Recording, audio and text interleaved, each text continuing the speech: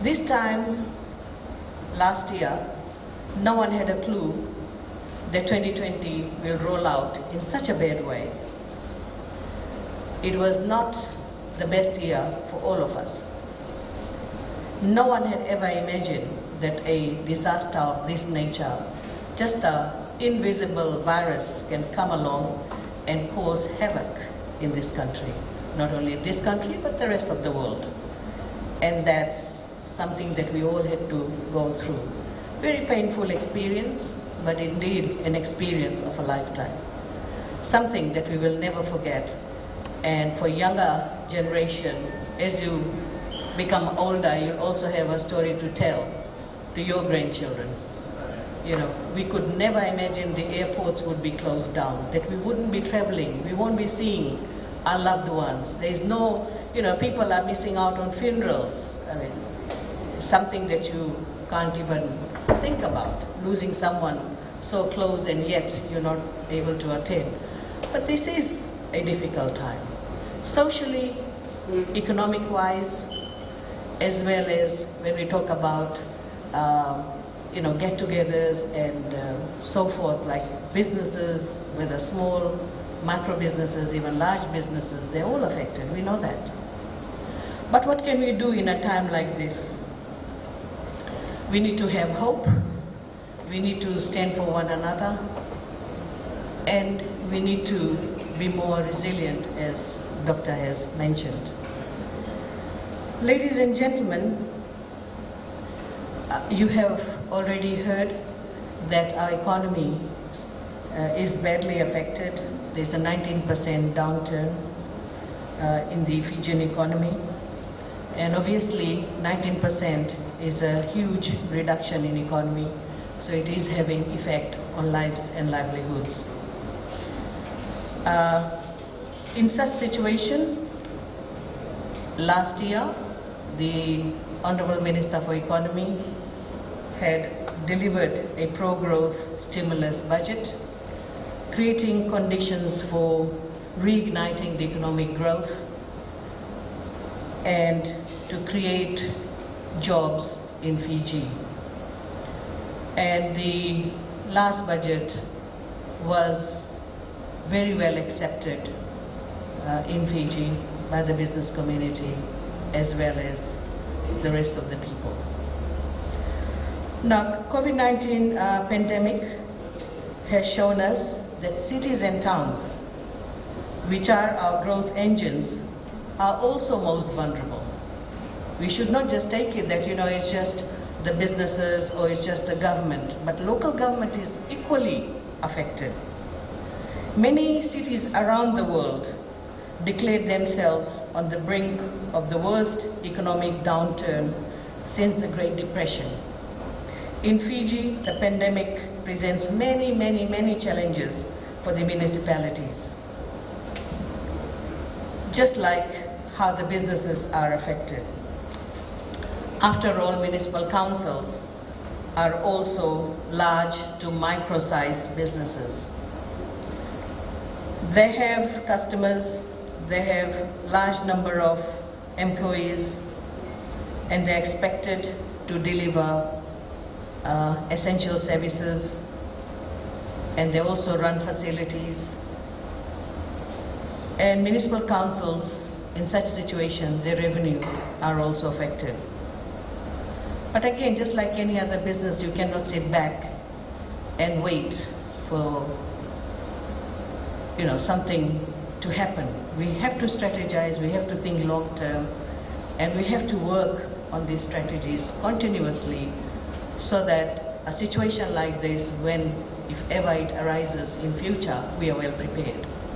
So we're looking at long-term preparation.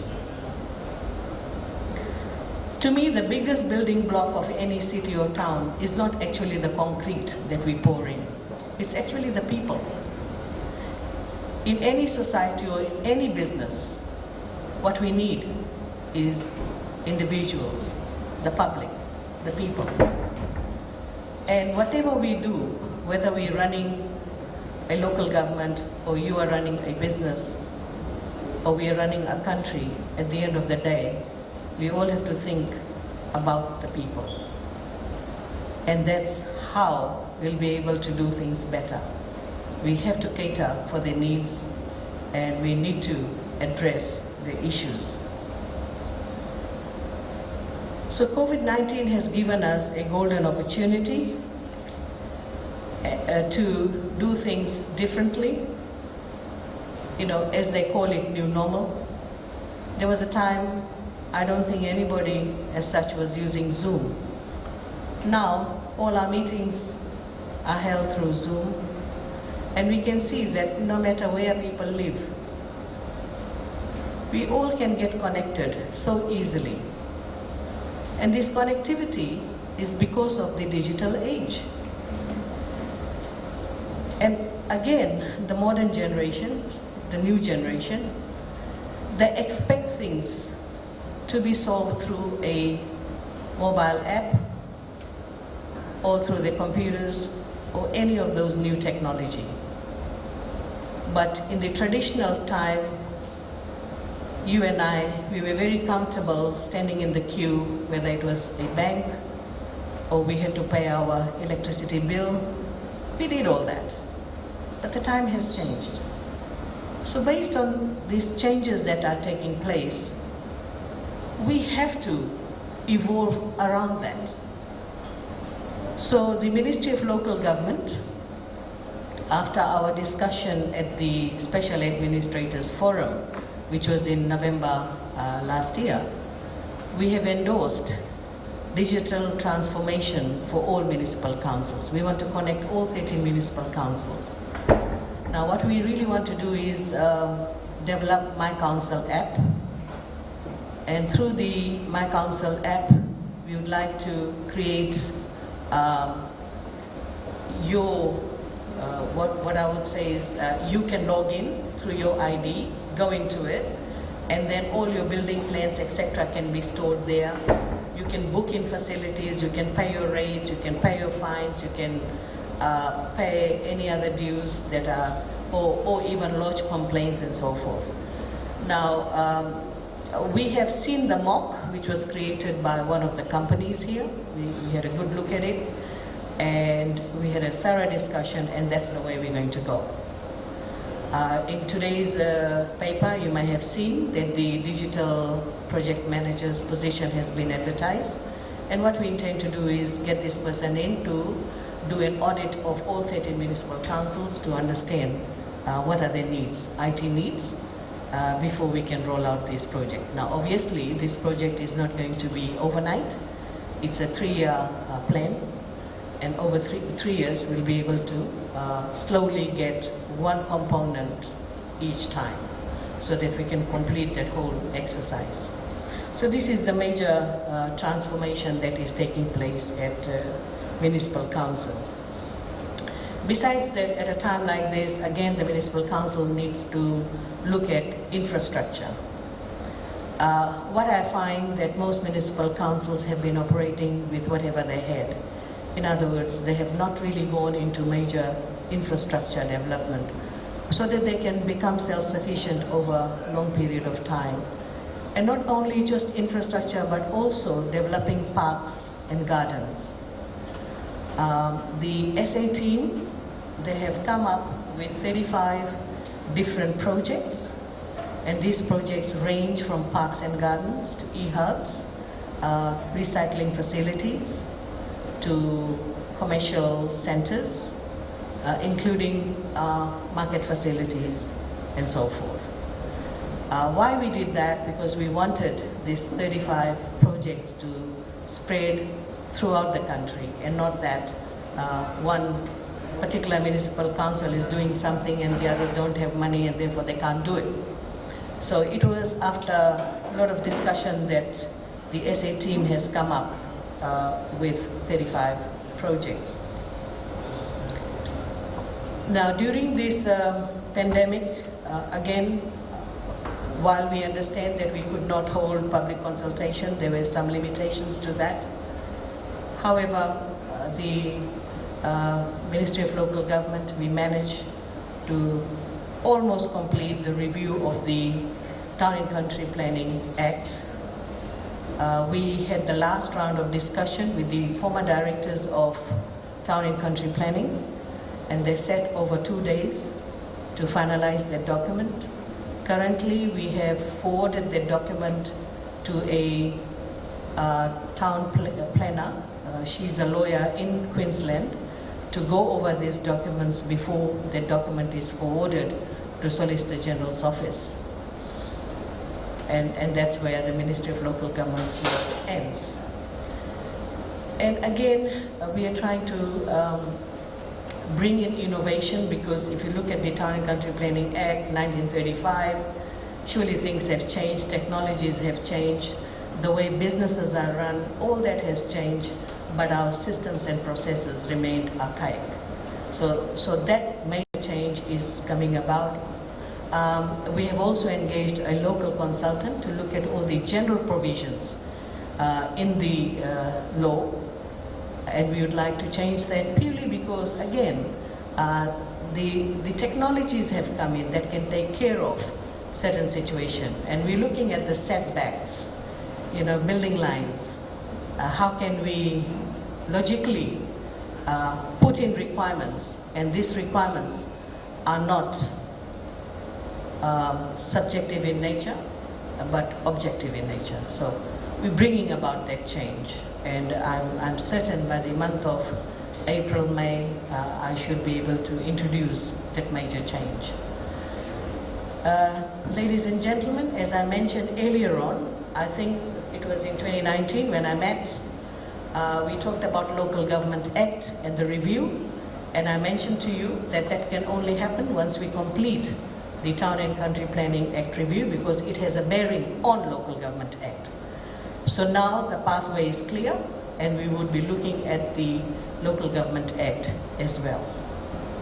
Now moving on, these are some of the major things that we have done at the municipal councils.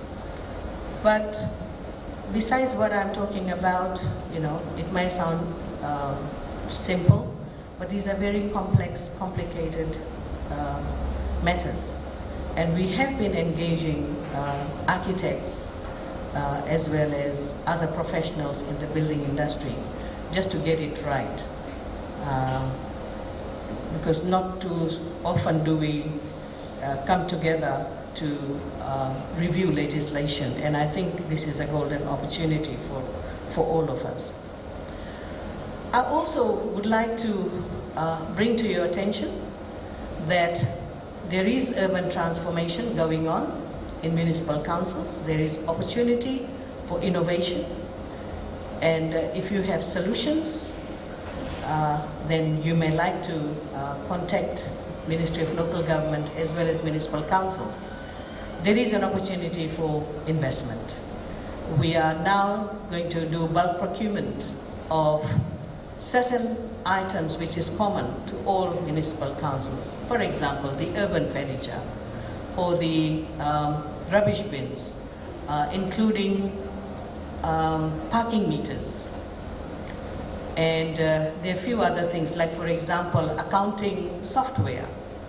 So we are going to be involved more into bulk procurement so that we can reduce the cost and bring about this change across all 13 councils so they can interconnect better. So there is an opportunity for the business community. Ladies and gentlemen, for Nadi town, as you know, we have more than 70,000 people living in Nadi with just about 2,900 ratepayers. And I must thank the ratepayers who have been paying their rates in a timely manner. Unfortunately, there are some ratepayers who have not paid. And today the rate arrears amounts to $1.3 million.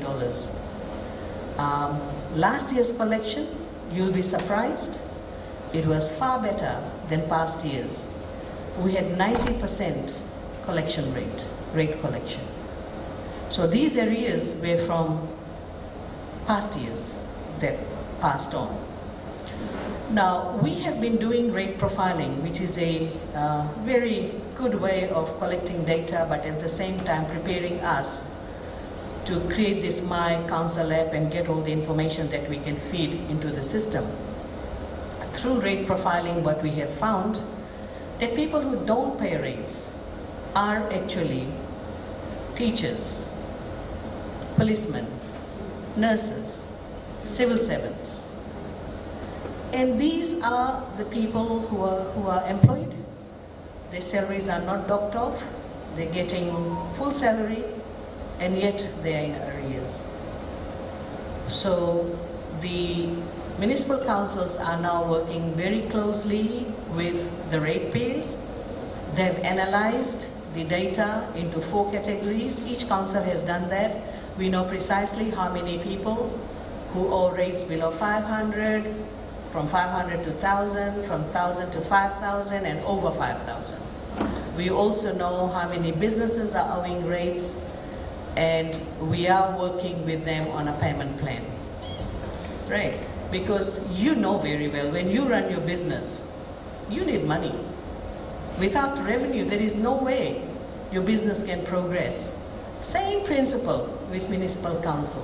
We have to look at things from financial perspective. Gone are the days where there is any issue, well, just go to the municipal council, give waiver on this, give waiver on that, we will not pay increase in rent. I mean, I'm sorry to say, this is the problem we have inherited over years, that the municipal councils have been bullied.